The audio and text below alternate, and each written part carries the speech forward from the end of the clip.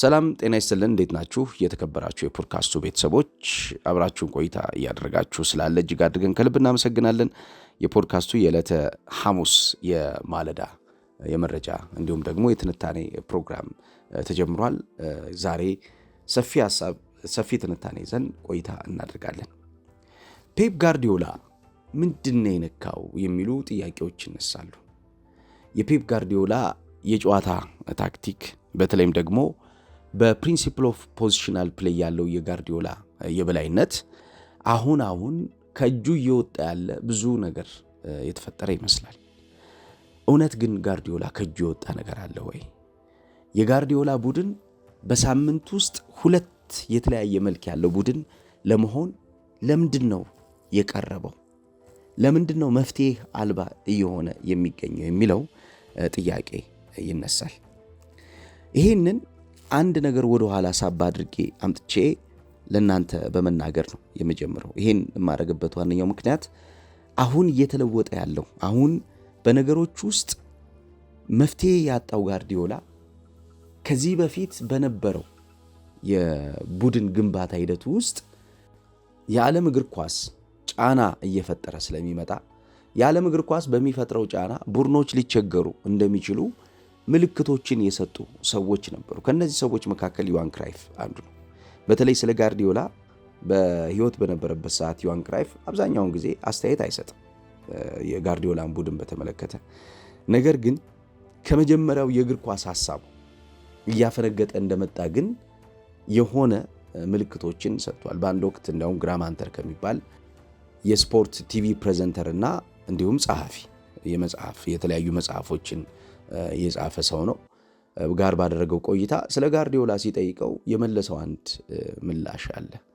የዓለም እግር ኳስ እየተለወጠ ነው፣ አሁን ያለበት ሁኔታ አንተ የምትለውን የሚገልጽ አይመስለኝም የሚል ምላሽ ሰጥቶት ነበር። ይሄ ማለት ሞር ኳስን ብቻ መሰረት አድርጎ የሚጫወት ቡድን ነው እየገነባ ያለውና ያንተ ብሉፕሪንት አለው ይሄ ቡድን ብሎ ጠይቆት ነበር። ግን ከሱ ይልቁን እንዳውም ፖዚሽን ላይ ትኩረት ያደርጋል የሚል አጭር መልስ ነበር የሰጠው።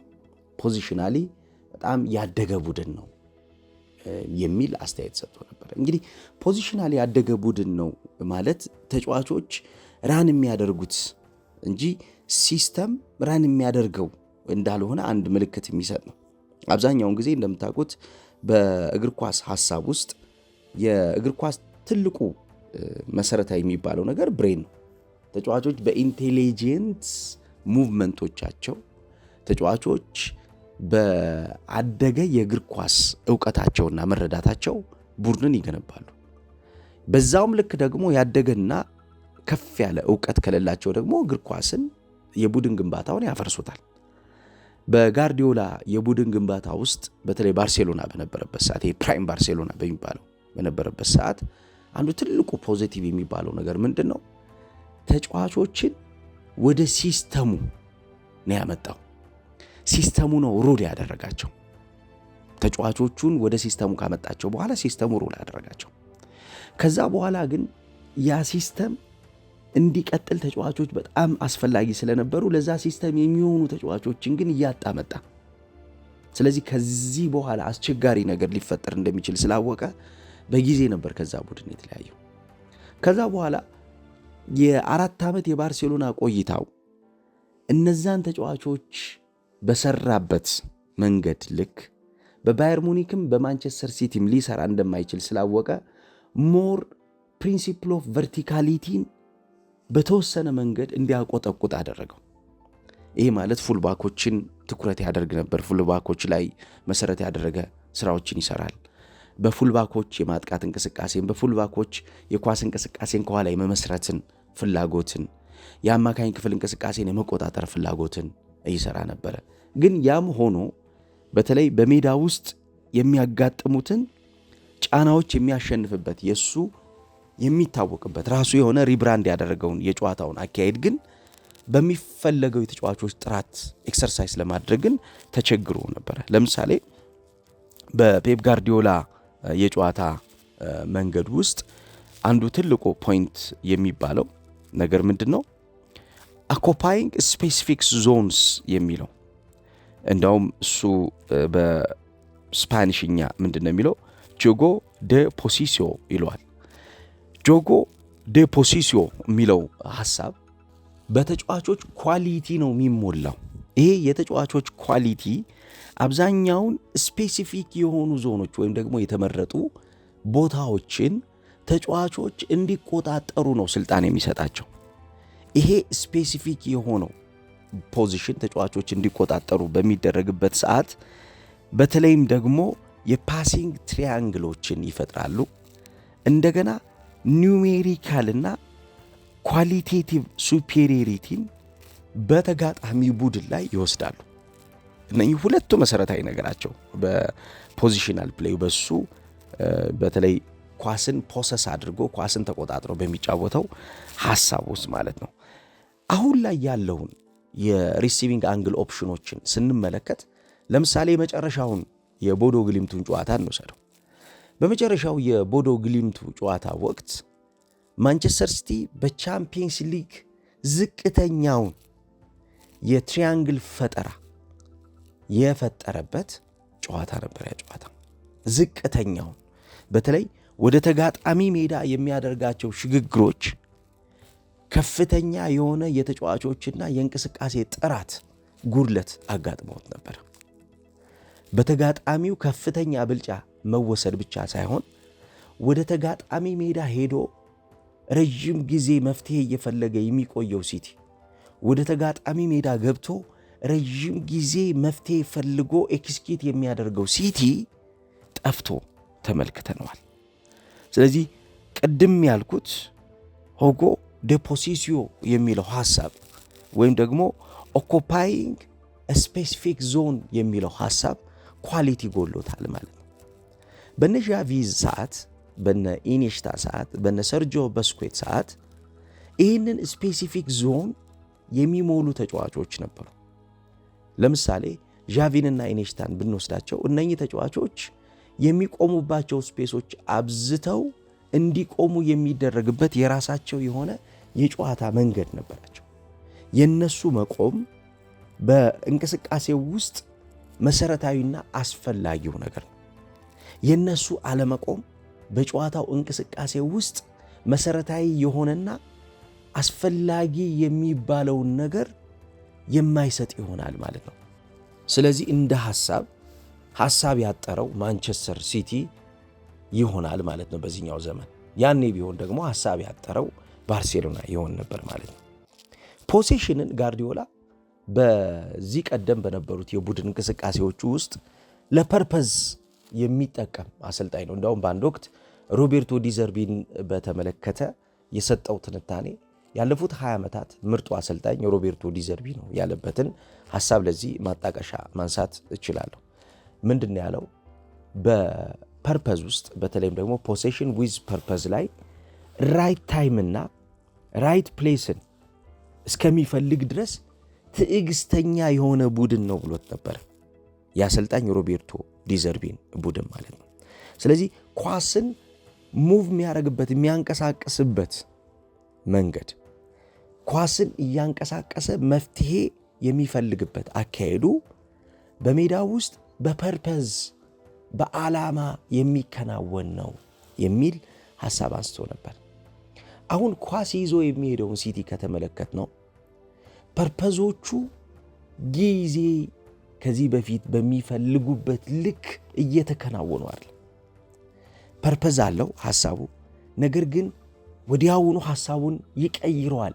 ሺፍት ኦፍ ዘ ፕሌይ ውስጥ ይገባል። ለምሳሌ ኳሱን ይዘው ወደ መጨረሻው የሜዳ ክፍል በሚገቡበት ሰዓት ዶኩ ኳሱን ተቀብሎ ብቻውን ይዞ የሚሄድበት የጋርዲዮላ የሴፓሬት ፔኔትሬሽን ሐሳብ ከዚህ በፊት አልነበረም።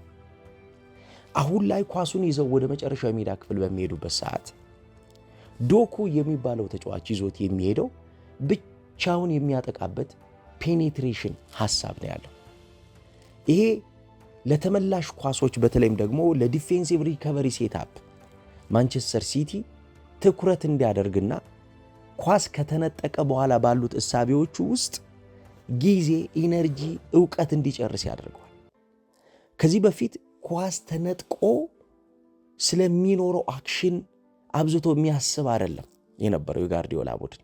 ከዚህ በፊት የነበረው የጋርዲዮላ ቡድን ኳስ ስላለመነጠቅ ነው የሚያስበው። ኳሱን ረጅም ጊዜ ይዞ ስለመቆየት ነው የሚያስበው። ኳሱን አለመስጠቱ የቡድኑ ዋነኛው ፐርፐዝ ነው ብሎ የሚያስብ ነው። ፖሴሽን ዊዝ ፐርፐዝ ያለው ለዚህ ነው። ኢሚዲየት ሪጌኒንግ ደ ቦል ላይ ሃይ ፕሬሲንግ፣ ለምሳሌ በቅርብ ጊዜ ፔፕ ጋርዲዮላ ፉልባኮች ተግባራዊ ያደረጉት የነበረው ነገር ግን ከዚህ በፊት በነበረው የጋርዲዮላ የጨዋታ ሐሳብ ኢሚዲየት ሪጌኒንግ ላይ የሚሰራ አሰልጣኝ ቢሆንም ኢሚዲየት ሪጌኒንግ ግን ሁለተኛ የጨዋታ ሐሳቡ ነው። የመጀመሪያ የጨዋታ ሐሳቡ እንቅስቃሴውን አሳልፎ ያለ መስጠት፣ እንቅስቃሴውን ለቡድን በሚጠቅም የጨዋታ ስትራቴጂ በማቆየት ብልጫዎችና ዶሚናንሲዎችን በሚፈልጋቸው ክፍልፋይ ሐሳቦች ውስጥ እንዲዘልቁ አድርጎ እነዚህ ግን ምናልባት መሆን የማይችሉ ከሆነና ችግር ካጋጠማቸው ግን ተመልሶ ኳሱን ስለማግኘት ያስባል። አሁን ምን ሆኗል? ኢንቨርትድ ሆኗል ማለት ነው። ሐሳቡ ፒራሚዱ ተገልብጧል። እንቅስቃሴዎችን ቀስ ብሎ ይዞ የሚቆይ ጋርዲዮላ አይደለም አሁን እየተመለከትን ያለ ነው። በጥልፊያ የሚጫወት ጋርዲዮላ ነው እየተመለከትን ያለ ነው። ቀጥተኛ ኳሶችን ሃላንድ የሚባለውን አጥቂ ፈልጎ የሚያገኝ ጋርዲዮላ ነው እየተመለከትን ያለ ነው። ከመስመር በፍጥነት ፔኔትሬት አድርገው ገብተው የሚያጠቁ ተጫዋቾችን እየፈጠረ ያለ ጋርዲዮላ ነው እየተመለከትን ያለ ነው። ከዚህ በፊት ይሄን አያደርጉም ማለት አይደለም፣ ያደርገዋል ከዚህ በፊት። ነገር ግን አብዝቶ የጨዋታ ሐሳቡ 70-80 ከመቶ የሚሆነው እቅዱ እዚህኛው የጨዋታ ሐሳብ ላይ ግን ያርፋል ነበር። 70-80 የሚሆነው የጨዋታ ሐሳቡ ኳስን በፐርፐዝ መጫወት ነበር። ኳስን move the ball to create specific progress ብሎ ነው የሚያስበው። ይሄ ማለት ቅድም ያልኳችሁን እያንዳንዷን የጨዋታ እንቅስቃሴ በትዕግስት የሚጫወትበትና ትዕግስቱ ደግሞ ቀስ ብሎ የጨዋታ ብልጫ የሚሰጥበትን ሐሳብ ነው ትኩረት የሚያደርገው የነበረው ማለት ነው። አሁን በሃይ ፕሬሲንግ እና በካውንተር ፕሬሲንግ የተሞላ ማንቸስተር ሲቲን እየተመለከትን ነው። በተለይም ደግሞ ይሄ ፕሪንሲፕል ኦፍ ቨርቲካሊቲው ላይ አሁን ትኩረት አድርጎ እየሰራ ያለ አሰልጣኝ ነው ፔፕ ጋርዲዮላ። ይህንን ከዚህ በፊት አያደርግም አይደለም፣ ያደርጋል። ከዚህ በፊት በፕሪንሲፕል ኦፍ ቨርቲካሊቲ የጨዋታ ሐሳቡ የሚያደርጋቸው ፖይንቶች አሉት። ነገር ግን እነዚህን ነገሮች ደጋግሞ ግን አያደርጋቸውም ነበር። እነዚህን ነገሮች ዋን ዌይ ኦፍ የጨዋታ አፕሮቾቹ ዋን ዌይ ኦፍ ሲስተማቲክ ፕሌይ ነው እንጂ የሚያደርጋቸው ኦል ራውንድ አይደለም የሚያደርጋቸው። የሁሉም የጨዋታ ሐሳቦቹ ማጀቢያ መጠቅለያ አይደለም የሚሆኑት የነበረው። በተቆራረጠና በተከፋፈለ ሐሳቦች ውስጥ ነው ማሳለፍን የሚፈልገው ማለት ነው። ሌላው የዘንድሮ የውድድር ዓመት የፔፕ ጋርዲዮላ ትልቁ ፈተና ቢውልድ አፕ ፕሌዩ ላይ የነበረው ሐሳብ ነው። አሁን ጋርዲዮላ ሙሉ በሙሉ ከጨዋታ ሐሳቡ ትልቁ ጫና ላይ ነው ያለው። የጨዋታ ሐሳቡ አሁን ፈተና ውስጥ ገብቷል ብለን ከምናስብባቸው መንገዶች መካከል የዶናሩማ አጠቃቀሙ ዶናሩማን ያመጣበትና ለመጫወት ፈልጎ እየተጫወተበት ያለው መንገድ ነው። ዶናሩማ ዓለማችን ላይ ሾት ስቶፐር የሚባል ተጫዋች ነው። ከዚህ በፊት ፔፕ ጋርዲዮላ ይጠቀማቸው የነበሩትን ግብ ጠባቂዎች ከተመለከትን 100% ከዶናሩማ የጨዋታ ባህሪ ያፈነገጡና የተለዩ ናቸው። ዶናሩማን የማይመስሉ ለዶናሩማ ባህሪ ወይም ደግሞ የጨዋታ ሐሳብ የቀረቡ አልነበሩ። ከሱ ጋር ከፍተኛ የሆነ የኳሊቲ ልዩነት ያላቸውን ተጫዋቾች ነበር ሲጠቀም ነበር።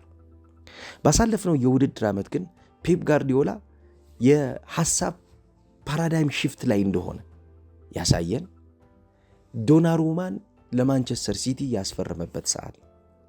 ይሄ ሾት ስቶፐሮችን የሚፈልግ ፔፕ ጋርዲዮላን በአሰልጣኝነት ዘመኑ ለዓለም እግር ኳስ ያሳየበት ነበር። የጨዋታው 80 እና 90 ከመቶ የሚሆነው ሐሳብ የሚነሳው በግብ ጠባቂዎች የእግር የኳስ አጠቃቀም ነው ብሎ የሚያምን አሰልጣኝ ነው ፔፕ ጋርዲዮላ። ከኋላ ግብ ጠባቂዎች በእግራቸው አክቲንግ አስ ኤ ሚድፊልደር ብሎ የሚያምን ሰው ስለሆነ እንደ ሚድፊልደር አክት የሚያደርጉበትን ኳሊቲ ፕሮዲውስ ማያደርጉ ከሆነ በጨዋታው ሊቸገሩ እንደሚችሉ በተደጋጋሚ ያነሳ ነበር። ለምሳሌ የኔ ግብ ጠባቂዎች የኔ የመጀመሪያ አማካኞች ናቸው፣ የኔ ግብ ጠባቂዎች የመጀመሪያውን የማጥቃት እንቅስቃሴ የምጀምርባቸው ናቸው ብሎ የሚያምን ነው ጋርዲዮላ። የሱ ግብ ጠባቂዎች የመጀመሪያውን እንቅስቃሴ የሚጀምሩበትን ካራክተር ግን አሁን እያጡ ነው። ዶናሩማ ይህንን በእንቅስቃሴ ማንቸስተር ሲቲ እንዳያጣ አድርጎታል። ለምሳሌ የግብ ጠባቂዎቹ ስዊፐር፣ ፓሰር፣ ሴንተር ባክ፣ ስፕሊተር፣ ዋይድ ዲፌንሲቭ ሚድፊልደሮች ናቸው። እነኚህ ተጫዋቾች እንግዲህ ከኋላ ሆነው ማለት ነው። እነዚህን ሁሉ ባህሪዎች እንግዲህ ሲያሟሉ በተለይም ደግሞ ይሄ በ3-2 ስትራክቸር በ3-2-5 አታኪንግ ስትራክቸር ውስጥ ከሶስቱ ተጫዋቾች ከኋላ ካሉት ሶስቱ ተጫዋቾች መካከል አንዱ ግብ ጠባቂ ነው። ይሄ ማለት ሁለቱ የመሃል ተከላካዮች በመሃል የሚያስገቡት አንዱ ተጫዋች የሚሆነው ግብ ጠባቂው ነው ማለት ነው። ግብ ጠባቂዎቹ የጨዋታው የእንቅስቃሴው ኢንሳይሰሮች ናቸው። ስለዚህ ምንድነው ጫናን አብዞርብ ያደርጋሉ፣ በትዕግስት ለመጫወት ይሞክራሉ፣ ዋይድ ሃፍ ስፔሶችን ይጠቀማሉ፣ ዋይድ ሚድ ሃፍ ስፔሶችን እንዲሁ ይጠቀማሉ። የአማካኝ የጎን የሜዳ የመጫወቻ ቦታዎችን በስርዓት የሚጫወቱ ናቸው ማለት ነው። ለምሳሌ ጋርዲዮላውን ዘንድሮ በዚህ የጨዋታ ባህሪ ውስጥ ያለፈ ግብ ጠባቂ ስለሌለው ይህንን ሞር ተሸክሞ የሚሄድ ይህንን ጫና ተሸክሞ የሚያልፍ ተጫዋች ስላጣ የሃይ ዲፌንሲቭ ላይን ስትራክቸሩ ከኋላ አጋዥ ግብ ጠባቂ ስለሌለው ማለትም የተከላካይ መስመር ተጫዋቾቹ ወጥተው በሃይ ላይን በሚጫወቱበት ሰዓት ሁሌም የሃይ ላይኑ የመጨረሻው መስመር አስማሪዎቹ ግብ ጠባቂዎቹ ናቸው። ይህንን ከኋላ ሆኖ ሰፖርት የሚያደርግ የሚያፍን በተለይም ደግሞ ተጋጣሚን ሰፎኬቲንግ ዩር ኦፖነንት ብሎ የሚያስብ አሰልጣኝ ስለሆነ ይህን የሚያፍን ግብ ጠባቂ አብሮ ስለማይሄድ ምን ይሆናል ማለት ነው? ቨልነራቢሊቲ ይኖራል ማለት ነው። ተጋላጭነት ይኖራል። ምክንያቱም ግብ ጠባቂው አብሮ ከተከላካዮቹ ጋር ሄዶ የሚፈጠረውን ስፔስ መዝጋት ካልቻለ፣ የሚፈጠረውን ስፔስ ዘግቶ ደግሞ እዛው ላይ አደገኛውን ሁኔታ መቆጣጠር ማይችል ከሆነ የሚፈጠሩት ስፔሶች ፔኔትሬት አድርገው ለሚገቡ ተጫዋቾች እድል ይሰጣሉ። የቦዶ ግሊምቱን ጨዋታ ጎሎችን ተመልከቱ። የተቆጠሩበት መንገድ በሚፈጠሩ ስፔሶች በግብ ጠባቂውና በተከላካዩ መስመር ተጫዋቾች መካከል የነበረው ሁኔታ ያመጣው ጫና ነው። ይሄ ሁኔታ ቀድሞ መሸፈን ቢችል ኖሮ፣ ይሄንን ሁኔታ ቀድሞ ማስተካከል የሚችልበት እድል ቢኖር ኖሮ ወይም ደግሞ መጀመሪያ በሚታወቅበት የጨዋታ ስትራክቸር ውስጥ የሚቀጥል ቢሆን ኖሮ ይህንን ጫና ይህንን አደጋ ፌስ አያደርገውም ነበር ማለት ነው። ስለዚህ የሃይ ዲፌንሲቭ ላይ ጫና አሁን ሰለባ እየሆነ ነው የሚገኘው ማለት ነው። ለምሳሌ ኩዊክ ቦል ሪከቨሪ ላይ የተጫዋቾች አብሮ በብዙ የሜትሮች ልዩነት ውስጥ ያለመቆምን የሚፈልግ አሰልጣኝ ነው። የተጫዋቾችን በብዙ ሜትሮች ልዩነቶች ያለመቆም ሁኔታን የሚፈልግበት ምክንያት ምንድን ነው? ወዲያውኑ ኩዊክ ሪከቨሪ ስለሚፈልግ። ይሄ ኩዊክ ሪከቨሪ ደግሞ ኩዊክ ፖዚሽናል ሪጌን እና ፖሴሽናል ሪጌን ይፈልጋል። ስለዚህ ፖዚሽናል እና ፖሴሽናል ሪጌን የሚፈልግበት ሰዓት የተጫዋቾች መራራቅ፣ በተለይም ደግሞ ግብ ጠባቂው ከተከላካይ መስመር ተጫዋቹ ርቆ መቆም ይህንን ሲቹዌሽን ተግባራዊ እንዳያደርጉ ያደርጋቸዋል። ለምሳሌ የማንቸስተር ሲቲን ኢቮሉሽን ብንመለከት 3-2-4-1 2-3-5 የአታኪንግ ኮምቢኔሽን ስትራክቸሩ ነው። ተጫዋቾች አብዛኛውን ጊዜ 5 የሚጠጉ ቨርቲካል ቻናሎችን ይዘረጋሉ፣ ሆሪዞንታል ቻናሎችንም እንዲሁ ይጠቀማሉ። እነኚህ ቨርቲካል ቻናሎች ወደፊት ፔኔትሬት አድርገው የሚገቡ ቻናሎች ናቸው። በተለይም ደግሞ ላይን ብሬኪንግ ዊንገሮችን ኢንትሮዲውስ ማድረግ ከመጀመሩ በፊት ፔፕ ጋርዲዮላ በትዕግስት ከራሱ ሜዳ የሚወጣባቸውን ሐሳቦችን ተግባራዊ ያደርግ ነበር። አሁን ግን ላይን ብሬኪንግ ዊንገሮችን ኢንትሮዲውስ አድርጓል። ለምሳሌ እንደነ ዶኩ እንደነ ሳቪኒዮ አንድ ለአንድ ትሬቶች እየሆኑ ሃይብሪድ ዲፌንደሮችንም እንዲሁ እያሳተፉ በተለይም ደግሞ እንደነ ጆን ስቶንስ አይነት ተጫዋቾችን ኦቨርሎዶችን እንዲያመጡ እያደረጉ የተከላካይና የአማካኝ ክፍል ኮንትሮሎችን ማበጀት ነው የሱ ስራ። አሁን ይሄኛው የጨዋታ ሲስተሙ አብዛኛውን ምን እየሆነበት መጣ ማለት ነው? በሚገለባበጡ የጨዋታ ሐሳቦች ውስጥ የተጫዋቾች ኳሊቲን በተመለከተ እነዚህ የተጫዋቾች ኳሊቲ ከሚያስፈልገው የጨዋታ ሐሳብ ጋር አብረው መሄድ የሚችሉበትን ነገር ፕሮዲውስ እያደረጉለት ስላልሆነ እየተቸገረ መጥቷል ማለት ነው። በተለይ እንደነ ጋርዲዮላ እንደነ አርቴታ አይነት አሰልጣኞች እንደነ ሮቤርቶ ዲዘርቢ አይነት አሰልጣኞች ትልቁ ነገራቸው ምንድነው? ታክቲካል ፍሌክሲቢሊቲ ነው። ታክቲካል ፍሌክሲቢሊቲ በቡድን እንቅስቃሴ ውስጥ መሰረታዊ የሚባለው የጨዋታ እድገት የሚያመጣ ፖይንት ነው። ለታክቲካል ፍሌክሲቢሊቲ የሚቀርቡ ተጫዋቾች ኢንቴሊጀንት ቲንከሮች ናቸው። ምክንያቱም አንድ የሚሰጣቸውን ሚና ወደ ሌላኛው የጨዋታ ሚና የሚወስዱበት የእውቀት ሌቭላቸው ከሌሎች ተጫዋቾች በተሻለ ስማርት ቲንኪንግ እና ቶት ሊኖራቸው ይገባል። የሚያስቡና በምናባቸው ውስጥ የሚቆዩ መሆን አለባቸው። በዚህኛው እሳቤ አይነት ምናብ ውስጥ መቆየት የሚችሉ መሆን አለባቸው። በተለይ ሃፍ ስፔሶችን እንዴት መሙላት እንዳለባቸው፣ በሃይ ፕሬሲንግ በካውንተር ፕሬሲንግ እሱ አሁን ለመጫወት በሚፈልግበት መንገድ እንዴት መጫወት እንዳለባቸው፣ ፖሴሽን ዊዝ ፐርፐዝ ያልኳችሁ ቅድም እዛ ላይ እንዴት መቆየት እንዳለባቸው በደንብ የሚያውቁ ናቸው። በተለይ ይሄ ኦቨርሎዶችና ሃይ ዲፌንሲቭ ላይኖችን የሚሰራበት መንገድ አሁን ከመሰረታዊ የጨዋታ ሐሳቡ ወጥቶበታል። ስለዚህ አሁን ላይ ያልኳችሁ ነገር ለማድረግ እየተቸገረ ነው ጋርዲዮላ እየተቸገረ ነው። ሊትራሪ እየተቸገረ ነው ይመስለኛል። ከአንድ ወር በፊት ከካሳሁን ጋር ባወራንበት አንድ ፕሮግራም ሰፊ ሐሳቦችን ይዘን በሰራንበት ፕሮግራም ላይ ማንቸስተር ሲቲ ባልተጠበቀ ቡድን ከ3 በላይ ጎሎች ይቆጠሩበታል የሚል ሐሳብ አንስቼ ነበር። ማንቸስተር ሲቲ ባልተጠበቀ ቡድን ኢነርጂ ባለው ቡድን በጣም ስፔሶችን ማክሲማይዝ ማድረግ በሚችል ቡድን ስፔሶችን ክሪኤት በሚያደርግ ቡድን ጎሎች ይቆጠርበታል። የሚቆጠርበት ጎሎች ደግሞ ዋጋ የሚያስከፍሉትና በተለይም ታክቲካል ዶሚናንሲውን ጥርጣሬ ውስጥ የሚከቱ ጎሎችን ሊያስተናግድ ይችላል። ሲቲ ዘንድሮ ሰፈር ሊያደርግ ይችላል የሚል ሐሳብ አንስቼ ነበር።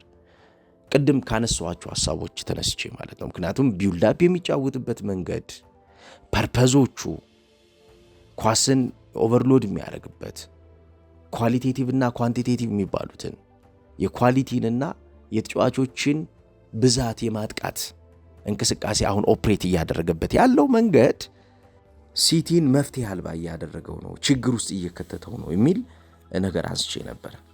ይሄ በግልጽ እየተመለከት ነው። ለምሳሌ አሁን በፔፕ ጋርዲዮላ ቡድን ውስጥ አንድ የጎደለ ትልቅ ፒስ እናንሳ። ይሄ ተቆረጠ ማለት ነው። ፎልስ ናይን የሚባለው ሐሳብ የለም ጋርዲዮላ ላይ።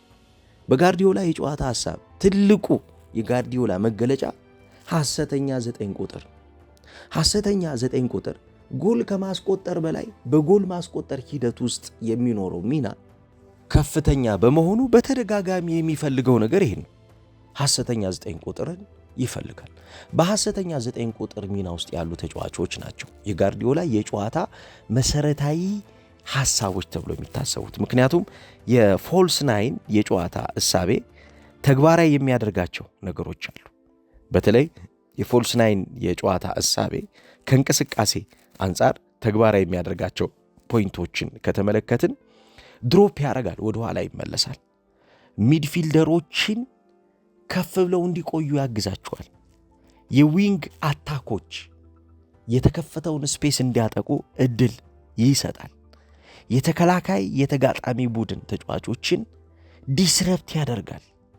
ዲፌንሶችን በፑሽባክና በፑልባክ ፋክተር፣ ይሄ በተደጋጋሚ ብዙ ጊዜ ያነሳዋለሁ። በፑሽባክና በፑልባክ ፋክተር በመሳብና እንዲሁም በመግፋት ፋክተር ውስጥ ሚና ውስጥ የሚኖረው ሐሳብ ስፔስን ለቡድን ጓደኞቹ የመፍጠር ሚና ስለሆነ እንዳውም ኢሴንሻል አክት ነው የሚለው ይሄ ጋርዲዮላ ከዚህ በፊት በነበረው ሐሳቡ ኢሴንሻል አክት ነው የፎልስ ናይን አክቲቪቲ አን ኢሴንሻል አክት ነው የሚለው። ይሄ ኢሴንሻል የሚለው አክት ግን አሁን የት አለ ነው? በቡድን ውስጥ የለም። 9 ቁጥርን ኦፕሬት እያደረገ የሚገኘው ዳርት አድርጎ ወግቶ በሚያጠቃው ሃላንድ በሚባለው ስትራይከሩ ነው።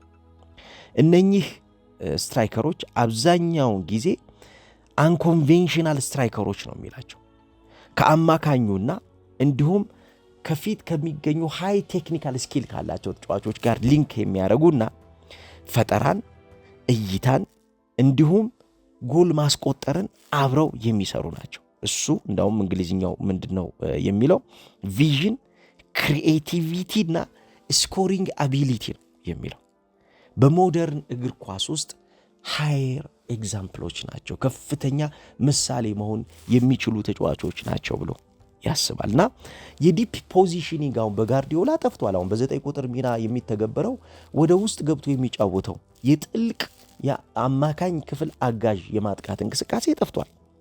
የተከላካይ መስመር ተጫዋቾች በ9 ቁጥር በሐሰተኛ 9 ቁጥር ዲስራፕት የሚደረጉበት ጊዜ አሁን እየጎደለ ነው።